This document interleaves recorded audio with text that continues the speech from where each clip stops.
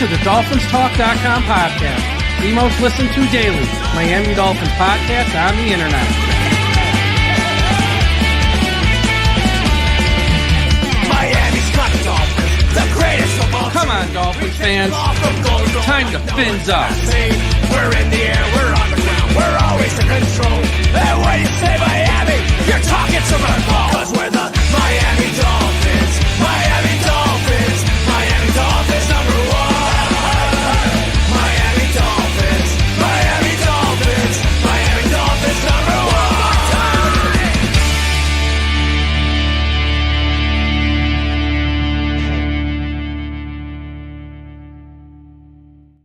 Hello, Miami Dolphins fans. How are you on this Friday evening, April the 25th?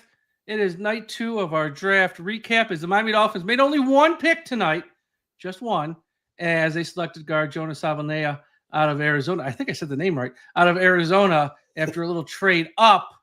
I am your host, Michael Leva, joined by Tom Ernest as we will recap this pick. We're going to talk about it in 2 phases. First, we'll talk about the player. Then we're going to talk about the trade. And then we're going to talk about what's available on Saturday, as Miami still has a bunch of picks on Saturday. 1 pick round 4, 3 picks round 5, 3 picks round 7. Tom, how was your Friday? How did you enjoy the draft? Today was fine. I was caught off guard. I was at my daughter's softball practice, and lo and behold, my phone buzzes and says Miami has moved up in the draft. And I stopped for a second and I looked up, made sure my daughter wasn't doing anything particular other than looking at the butterflies. And then, I tuned into the draft to see what the hell was going on. But it was a interesting move. We'll talk about it, but a big fan of the player that they took at 37 and couldn't be happier that once again, you're drafting big some bitches. And this guy is a mammoth on the offensive line. It's clearly a culture shift, and we're going to talk about that on today's show. Before we get to that, everyone watching on YouTube, I need you to do me a favor right now. Smash that like button. Take a second right now at the top of the show, and then we don't have to talk about it again. Smash that like button. Also, make sure you're subscribed to the channel, as we're going to have shows here. Tomorrow night, Tom and myself will do a show recapping all the picks on Saturday, and there's going to be a lot of picks on Saturday.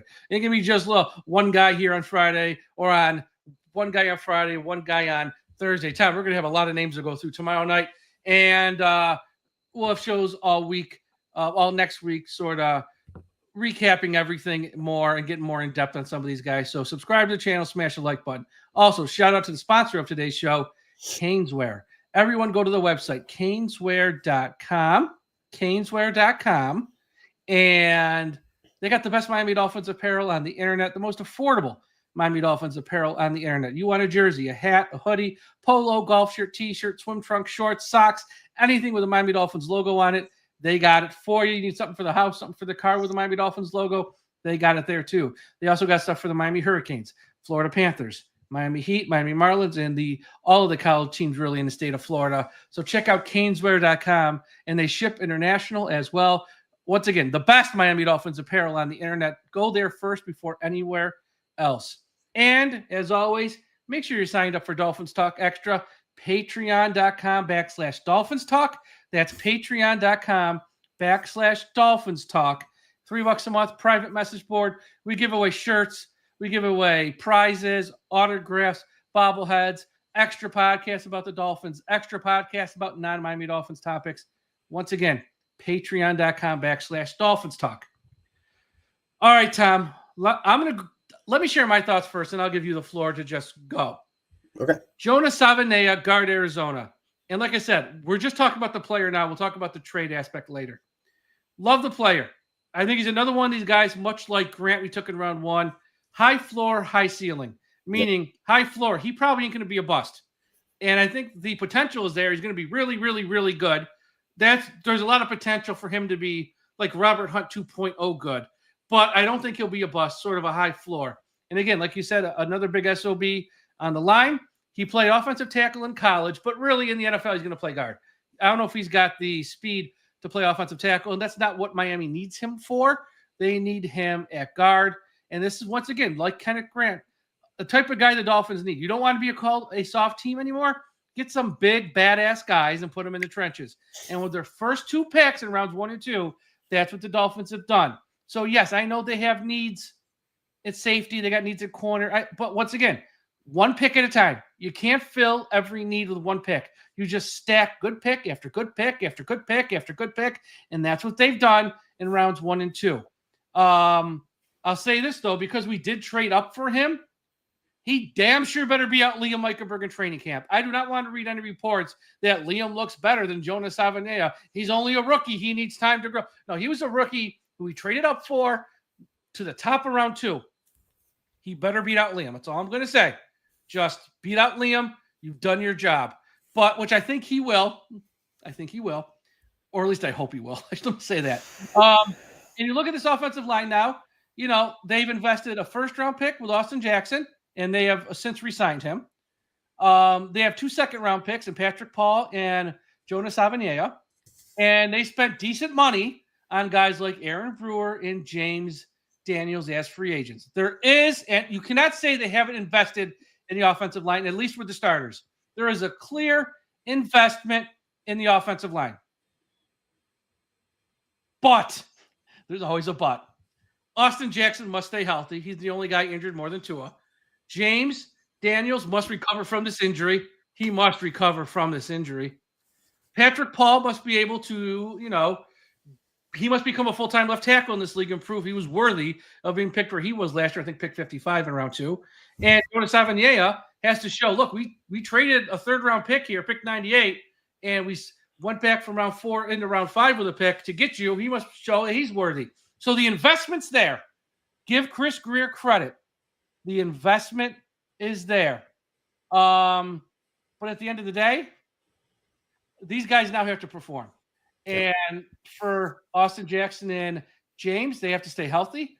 They have to stay on the field. Patrick Paul, year 1 to year 2, need to see a leap. Need to show us you're a full-time guy. And for Jonah Savaiinaea, show us that Chris Grier, Mike McDaniel, and the whole front office made the right call making a trade for you. So those are my thoughts, Tom. Share with everyone your thoughts on the pick, and then we'll talk about the trade when you're done. So the guy is coming from Arizona, born and raised in Hawaii, went to school in St. Louis High School, which that rings a bell for me with another player that's on the Miami Dolphins. But he's got durability, adaptability. He's able to play tackle. He's projected to be more of a guard, and that's what Miami drafted him for. He's played over 2,400 snaps, and he's been a healthy football player. So you address the trenches on the offensive side of the ball with a guy that has been healthy, and he's the type of player that many Dolphins fans were looking at like round 1, not him in particular, but players like a Calvin Banks that could potentially project to go from tackle to guard in the NFL. That was just not the pick at 13 to do. This was the time to do it. Now, you could have an argument if it made sense to trade up to get him based on how the board fell, but I can't be mad that they went up and got a guy that I personally really like through the draft process. I've enjoyed studying the guy. I think he's I think he's going to be a very good potential football player for this team. He's got this traits, and he's got the drive, and he's got the passion for the game that he wants to go against the best. He wants to go up against the big dogs on the other side of the ball, and he wants to move them around. And if he is able to reach his potential, I think it's a great pick. Again, we could debate on how we got to this pick, but I think the player itself is going to make a huge difference. And folks, the quote that was given, I don't know it verbatim. They said that Savaiinaea is a guy they are going to start at left guard. What does that mean? There's 5 offensive line positions filled on paper, and not one of them is named Liam Eichenberg. Thankful, very thankful for this moment. They got a lot of work to do. Obviously, they got to get him acclimated to the offense. But they got a guy that's over 6 foot and weighs 335 pounds. You can't ask for a better guy on the interior of the offensive line. And you also signed James Daniels. And if he's ready to go, we got potential there on the inside with Aaron Brewer. Mike, it's a great pick. I think it's a great player. And he didn't lie. Okay. He didn't lie. He said they were going to address the trenches this offseason. They did, but they did through the draft primarily, which is fine. You got good young players now for at least the next 4 years, and hopefully you don't let them walk away if they perform up to standard. Yeah, absolutely. And again, we're soft as a team. We know it. And I know it's tough to admit, it's tough to hear, but we've had players who played on the Dolphins and left and go, they're soft. We had players from other teams who look at the Dolphins and go, they're soft. We had players last year on the Dolphins after games say, we're soft. When everyone's saying the same thing, at some point you have to look inward and say, we are soft. And that's what they've done. And that's what they've addressed here in these first 2 nights. They got 2 big badasses who aren't going to be pushed around. And hopefully that type of attitude rubs off on some other players. And again, when you bring in other players as well, because they're not done, they're going to probably, whether they sign them as a free agent or someone they take here on Saturday, probably at least one more offensive lineman or probably at least one more defensive lineman. And they're going to bring in bad guys. And not bad guys. They're going to bring in type of guys who are badass. Badass guys is what I mean. And yeah, so we did get a super chat, Mike. I know. And I don't even want to, I mean, I do appreciate it, but just a dumb question. Here, I'll put it up on the screen so someone says, do you think Chris Greer can work out a 1-year deal with Miko for Brent Grimes? No. Moving on. That's a stupid, I mean, thanks for the $5, but it's a stupid question. And I know there's some fans who are nervous because we haven't addressed the secondary. But again, we have what now? 7 picks tomorrow? We have 7 picks on Saturday. They're going to address the secondary. And I hope they package some of those up and move higher into the 4th round. I think you don't need 3 7th-round picks. Come on. No, let's here's the deal. These other teams don't want the 7th-round picks. You got to package the 5th-round picks. Nobody wants the 7th-round picks. They just don't. So good football teams do. Yeah, we'll see. We'll see what they do. Now let's talk about the trade because this has been the controversial part. Which again, with Dolphins fans, if they're not fighting over one thing, they're fighting over another. Yep. First, let's go through the trade. Miami gave up pick 49, or pick 48 in round 2, pick 98 in round 3, their only 3rd round pick, and then pick 135 in round 4. So they got 37 in round 2. So they pretty much went up. 9 spots roughly? No, 11 spots. Go from 48 to 37. They lost their 3rd round pick at 98. And then they went down 8 spots from the end of round 4 to the top of round 5. Okay. So I don't care about the down 8 spots from the end of round 4 to the end of round 5. Don't care. They obviously went up in round 2. It was pick 98. They gave up pick 98. Now I know. And here's the deal. Reasonable people, and I know this is nuanced in the age of social media. Reasonable people can view this differently, and nobody's right, nobody's wrong. They're all fair opinions, okay? If you look at the trade value chart, it's a fair trade. It's a fair trade. So you go, okay, that's a fair trade. They gave up what they had to give up to move up to get this kid. It's a fair trade. Okay, but there's the other aspect of it, which is Miami's got holes at safety, corner, offensive line, and on defensive line. Yeah, they signed 2, or they picked 2 guys the first 2 nights. They need more help even at those spots where they filled. The trade value chart isn't going to play corner. The trade value chart ain't going to play safety. The trade value chart can't be a backup offensive lineman event. So it's like, yeah, it's fair. It's a fair trade, okay, but you did lose a pick at 98, which could have been another player that maybe not starts for you, but a role player who's on the field a lot this year. Because pick 98 is roughly now. Look, it could be Channing Tyndall, which that's kind of where the range he went, or it could be Devon Achane, who went like mid to late round 3. So round 3 is like a grab bag. If it's Channing Tyndall, then who cares? What do we really lose? But if it's an Achane type, well, maybe we didn't move up. So the way I see it is this. And plus, this trade is very similar to the trade Miami made to move up to get Liam Eichenberg a few years back, Tom. It's very similar because they moved up like 8 spots here. It's like what, 11 or so. It's complicated. I don't hate the trade. Would I have made the trade in a fantasy world where I have all the power? Probably not.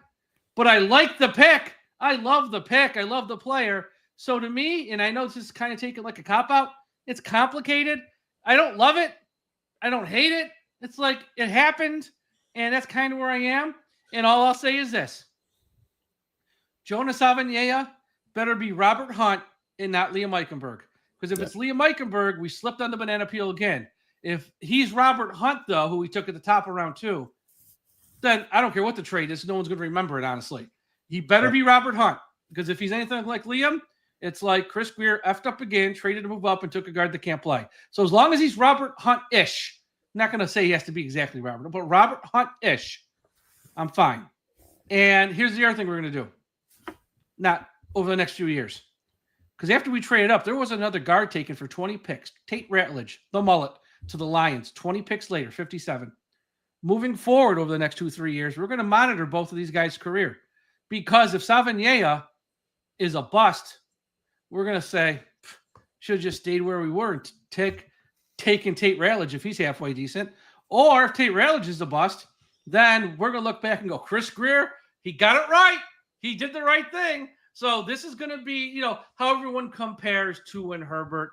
It's kind of going to be a similar situation. Savaiinaea, Tate Ratledge. Did Miami do the right thing, or could they have stayed put and held on to pick 98, got Tate Ratledge and been just fine? We don't have that answer tonight. We won't have it. We won't have that answer for another year or two.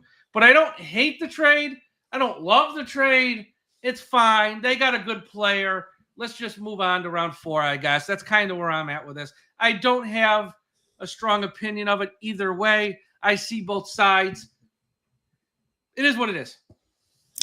Yeah, I would have preferred to hang on, but like my head goes, you traded pick 98, which is essentially a top of 4th round type talent anyways. It's just packaged in round 3 because they give the compensatory picks. I didn't hate the trade because of what it netted out.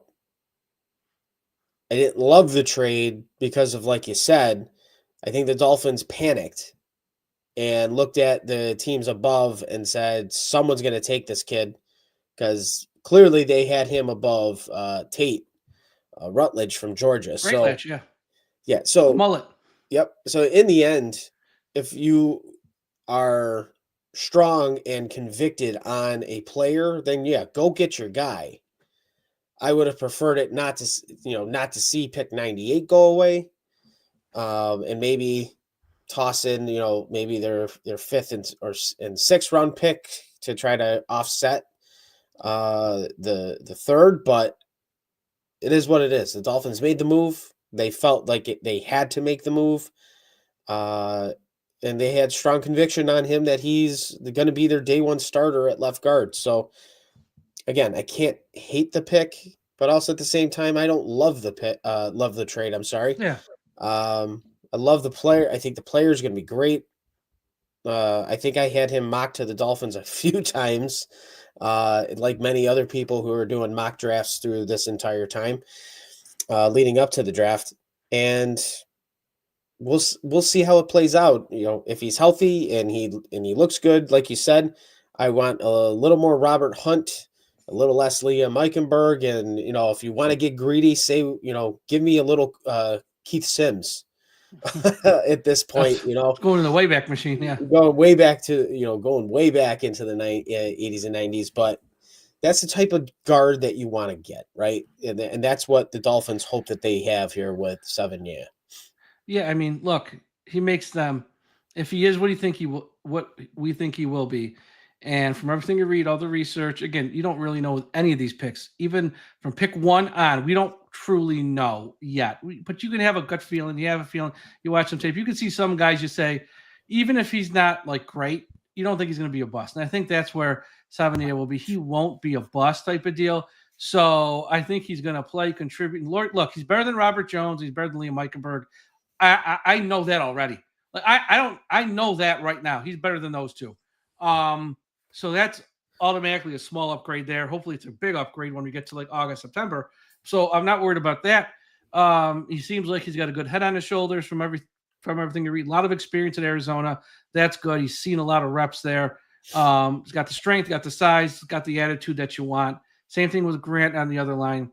As I said, we're going to come out of this draft when it's all said and done. And he even hinted towards this, Chris Greer, last week and then last night. And I didn't hear what he said tonight. I'll watch that after we're done. We're going to sign free agents in May to fill out this roster because you cannot. They have so many holes that you cannot fill them all with quality players in the draft. We're already through 102 picks. We're in round 4. Round 4 guys are guys who might make the team. Round 4 guys get cut sometimes, or they're on the practice squad, or they're so far on the bench you never see them. So we're at the point now where you're picking guys going, hopefully he'll be okay. It's not like you're going to pencil him in to start anyone we take. It's round 4. And if you do get someone who starts, that's great. That's just like a cherry on top of Sunday. But there's a lot of luck involved with that. So they're going to sign guys May 1st. I think if I were them, and it's not because they never listen to me. They should. They should, though, Tom. Keep doubling down on the trenches. Build up the trenches. Let's fix the freaking trenches. Give me another offensive lineman. You know why? I don't want Liam Eichenberg as a backup guard. I want someone else as a backup guard. You know why? Larry Borum doesn't instill a lot of confidence as a backup tackle. Give me another offensive lineman. Give me another defensive lineman. You know why? Benito Jones ain't nothing to write home about. Give me another guy on the defensive line. I know safety's a huge need. I know corner's a huge need. Guess what? We have 3 picks in round 5, 3 picks in round 7. We'll get a couple here, but let's double down on the line. There's a couple defensive tackles. You got the kid from Nebraska's a beast. Farmer from Florida State still. Like, there's some guys we could add who would be like, okay, I mean, who could probably play. But there's not a lot of them. And with our 1 pick in round 4, I would like to get someone there instead of being like, well, let's just take a corner because we have to take a corner. No, give me someone who's actually going to play and help. Give me the best player. So that's what I would do. And like, we'll circle back to corner and safety next draft. Okay. Right. Especially if the quarterback stays healthy and plays well, we don't have to worry about that position. Next draft, circle back for corner and safety. Let's get through this year. We'll sign 35-year-old Stephon Gilmore. We'll sign Raul there from the Bills. We'll sign somebody. Mike Hilton, I don't know. We'll figure it out. We're probably not going to win much anyways. We'll figure it out, and then we'll get the secondary fixed next year. That would be my logic, but we'll see what they do. Yeah, I was gonna say that there's a good chance the Dolphins already have 1 or 2 players lined up in the secondary that are still current free agents that are out there, that they have them ready to go depending on how the draft went. And clearly, since the Dolphins don't have any secondary players in their first 2 picks, most likely within a few days after the draft, or at least a week after the draft, we might see some names like Asante Samuel Jr. still out there. I think I would take a flyer on him over Rasul Douglas, who's a little longer in the tooth, but Asante Samuel Jr. is younger. So, and he showed some promise honestly. All depending what they do tomorrow. Like, if they take a corner here in round 4 who's got some promise, they might be like, okay, all we need is 1 veteran guy. If they don't, if they take a safety, if they take another lineman, or if they take a wide receiver, they might sign 2 of these veteran guys.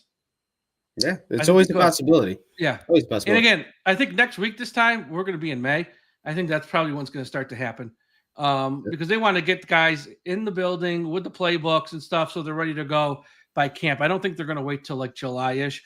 And if some of those guys want to be like, well, I don't want to sign out, but I want to wait till July, I'd say goodbye. I mean, because it's not like we're fighting over anything good here. Like, on to the next. You're fighting that's what I would scraps. do. Yeah, exactly. So it's like, so overall, we're the same way on this trade. Like, don't love the trade, but it's not awful. And anyone tells you, starts yelling and screaming, raising their voice at you on social media, like, how can you think that? Because it's a fair, reasonable take.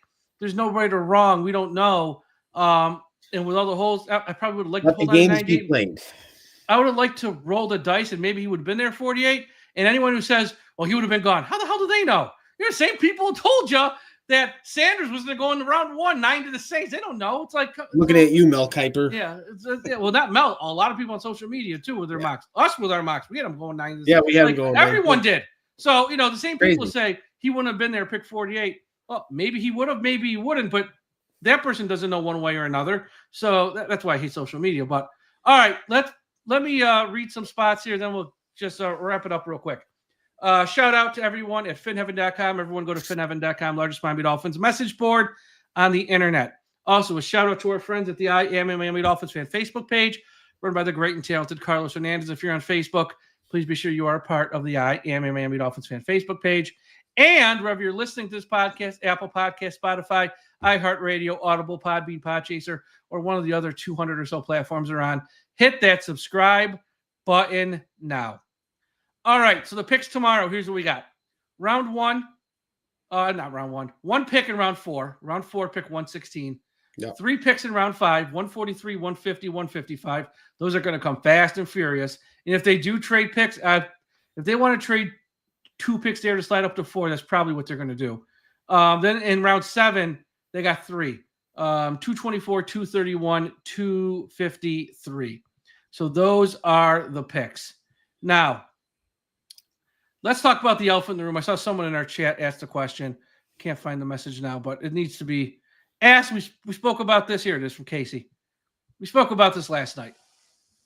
But now it's real. We're not talking round 2. We're talking round 4. Real value here. If Shedeur Sanders at 116 is on the board, and by God, looking at the picks at 116, there's only like 1 or 2 teams in front of us, like the Jets and like one other. And the Raiders, again, have only passed on them like 7 times already. If they don't take them, we've just spoken about all these needs. We've spoken about everything. Quarterback with 7 picks tomorrow. One of them needs to be a quarterback. I'm not saying it has to be Sanders in round 4, but one of them should be a quarterback. Why? Because you only have Tua injuries all the time. Zach Wilson, 1-year deal, hasn't shown anything yet on the NFL field. We have a little bit of hope for him that he will be a number 2 that's like a step up from like the Huntley, Skylar Thompsons, Tim Boyles of the world. But okay, still Zach Wilson. We don't truly know. That's it. So if they wanted to take Sanders in round 4, or wait till round 5, take Quinn Ewers, McCord, Will Howard, if one of them are there. I'm probably more tempted to do it with one of the picks in round 5. But if they took Sanders in round 4, I wouldn't be mad at this point.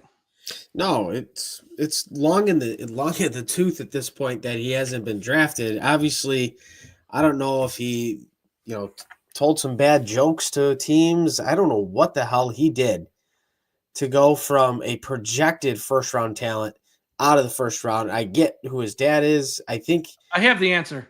All right, because it was spoken about today. It was spoken about, I think, on ESPN on one of the shows, and it's 100 in this NIL era that we are in. The world is changing. Before, kids coming out of college going into the pros, they didn't make any. They didn't have money. Right? They didn't have money. Right. So you would just draft them on who they are as a player, fast, slow, how high they jump, how high they run, watch the tape, player. And then you would look at their off-the-field stuff. Have they gotten in any trouble? Have they been arrested? And that was it. There was only 2 things you had to look at. 2 things. Now with NIL, it changes everything. Now with Sanders, it's even more unique because he comes from a wealthy family. So money has never been an issue for him in his life. But you look at the player, which he's a good quarterback. He's not the most athletic. He doesn't have the strongest arm. He's good. Should he have gone in the first 3 rounds? Absolutely. But he's not great. He's good. You look at the off-the-field stuff. Doesn't really have off-the-field issues. But, no off-the-field issues. Let me just leave it at that. And now the third issue is the NIL aspect. And what teams are going to look at now are kids, if they love the sport of football. Because if you're a kid who starts off at Clemson, transfers to Texas, then transfers to Georgia, and each year you're just looking for a new payday for more money. Do you really love football, or you just chasing money every year and you don't really love the sport? You just have no loyalty. It's just about the buck. Those kids are going to be viewed in a lens where it's like, I don't know if they really love football. I don't want to take them. Where you got Sanders, I think the issue for him is you go on his Instagram, he owns a Bentley. He's showing off the Bentley. He's got a bling left and right. And it's like, is he in it for the fame? Does he want to be like an influencer, or does he want to be a serious football player? Then you combine that with the reports, which are clearly true. In these interviews, he might have not taken them seriously. He might have rubbed people the wrong way. And you combine it, it's a perfect storm of this new era where you're looking at players and how much are they committed to football or are they committed to the portal, which is an issue for him. But then you factor in his antics, which I know some people say that's just who he is. Okay, but these are job interviews, and Colin Cowherd, give him his credit. He said it right. These are job interviews. And if you don't take them as a job interview and you show up in a mink coat and all this stuff, they're going to be like, what the hell? This is serious. We're a $1 billion football team. We're going to invest millions of dollars into you. And it seems like you're not taking it seriously. They're off the board. Like, I would say teams like Cleveland and the Raiders, who need quarterbacks, who passed on him 4 or 5 times, he's not even on their board, I'm guessing, because they would have taken him. And I think there's a lot of teams, probably half, that don't even have him on the board. And that's the issue for him. And at a certain point, and we're there around 4. Yeah. What's the risk involved? If it doesn't pick round 4, Eric Rizikama, he never did a goddamn thing for us. I might as well roll the dice on Shedeur Sanders, and maybe at worst he's a backup. And God forbid something happens to our starter. If he gets hurt again, he might be a starter in a year or 2. I'd have no problem doing it. Now, I don't think they will. But if they did, that's not like I'm going to be like, we have holes at corner. What are we doing? It's like, no, this is quarterback. This guy should have gone around 1, and we're getting him around 4. That's just smart business. Yeah, I agree. I think depending on how things go, there's a possibility he goes in the first couple picks tomorrow. Being that it's round 4, there's probably a very small chance that he falls to Miami. But at that point, when you look at the quarterback room right now, you have Tua and you have Zach Wilson, like you said. There's no other quarterback on the roster. Why not take a flyer? Why not? A guy that was projected to be a first-round pick. If it's not Sanders, it could be a guy like Kyle McCord, right? So there's opportunity there to draft somebody to start to develop, whether it's going to be with this current regime or maybe even the new regime. A 4th-round pick cost you nothing, practically peanuts for the first 3 years of this guy's NFL career. And if the guy does develop into something, at worst, you have a solid backup quarterback. At best, you found a franchise signal caller. You have to take a flyer at some point on a quarterback. And I like you said, there are still plenty of needs that this team has to fulfill on the back end of the roster when it comes to depth. You still have to have a quarterback in mind because they only have 2. Miami went through 4 or 5 quarterbacks last year total? A lot. They went through a lot. You have to have capable players in the room. You have Zach Wilson. I was high on Zach Wilson in free agency. I think he's still has a ceiling that he could hit. We'll see what he can do if he gets called upon. And you have to develop somebody. If you get Shedeur Sanders, you're not taking a guy like Skylar Thompson, for God's sakes. You're taking a guy that has football DNA, clearly because of who his dad is. He played pretty damn good in Colorado, minus some boneheaded decisions on certain situations, but not the time to talk about it. But you take a flyer on the guy. He's not going to cost the franchise anything. You take a flyer on him, see what happens. And here's the thing.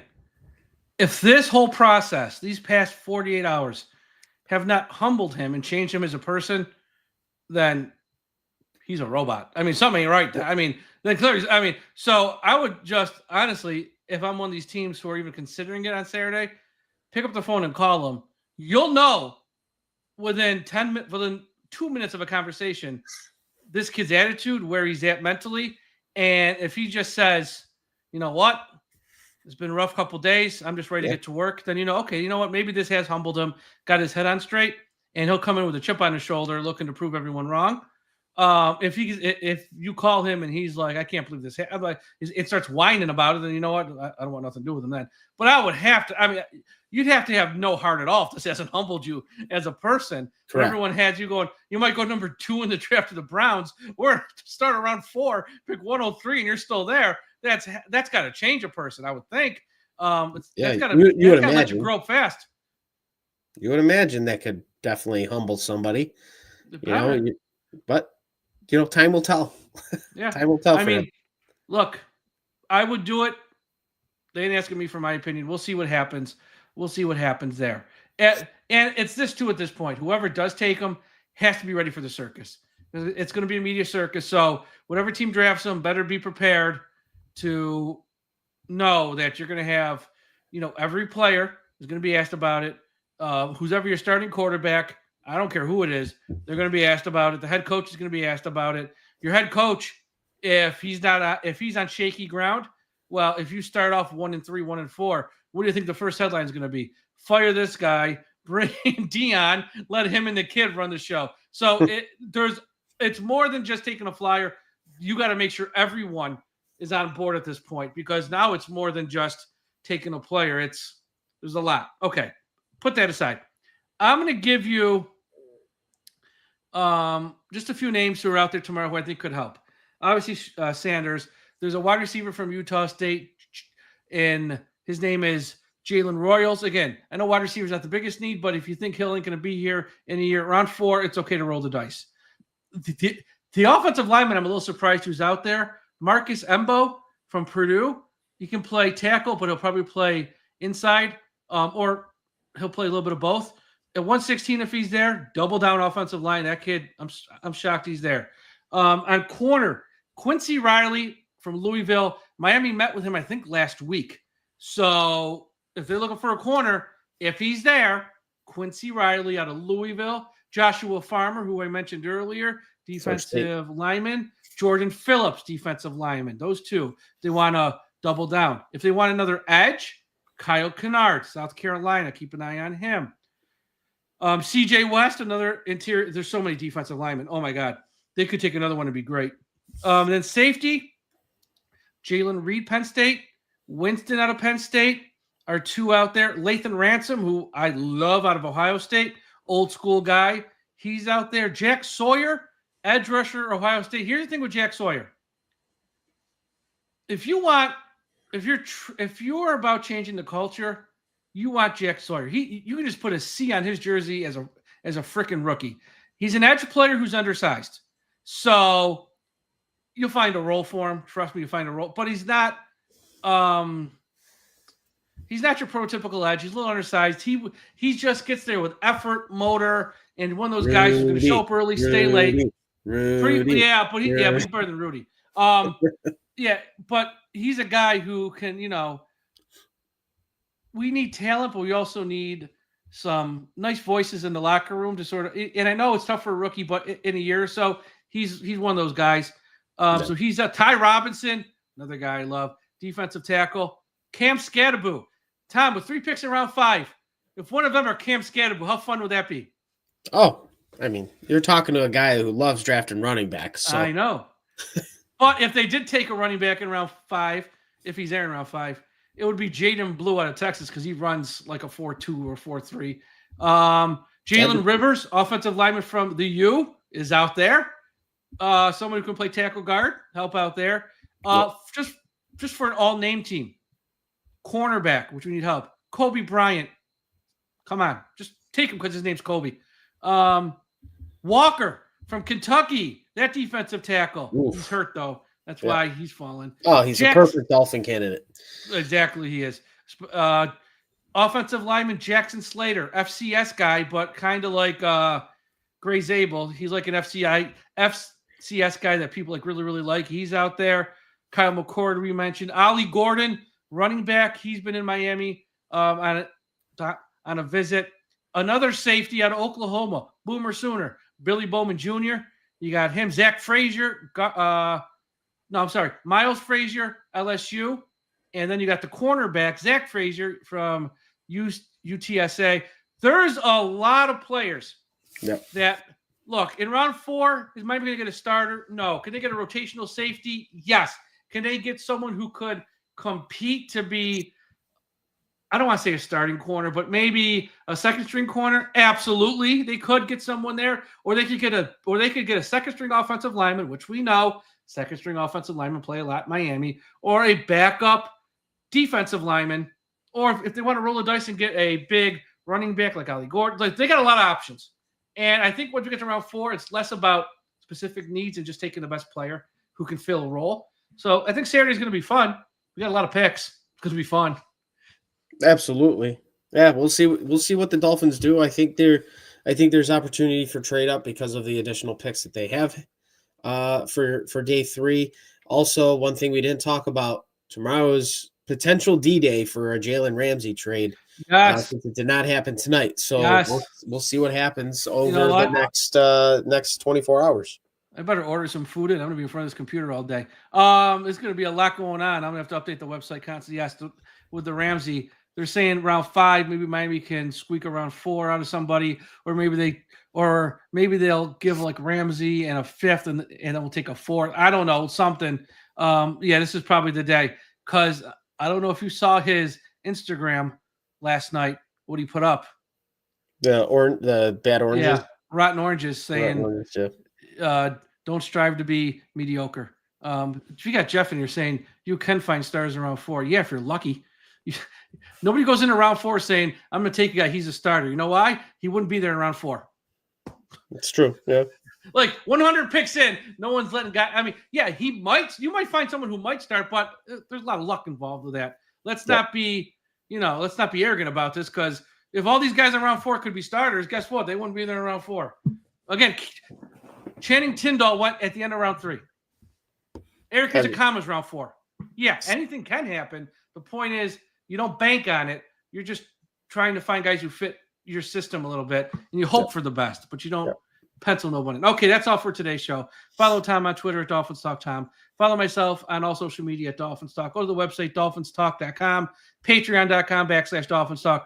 We'll be back Saturday, or we're going to be talking about a lot of players on Saturday. So, pack a lunch. A lot of players. Everyone have a great night. We'll talk to you again after a while. And as always, please make sure that we must put an end to highway profanity. Fins up.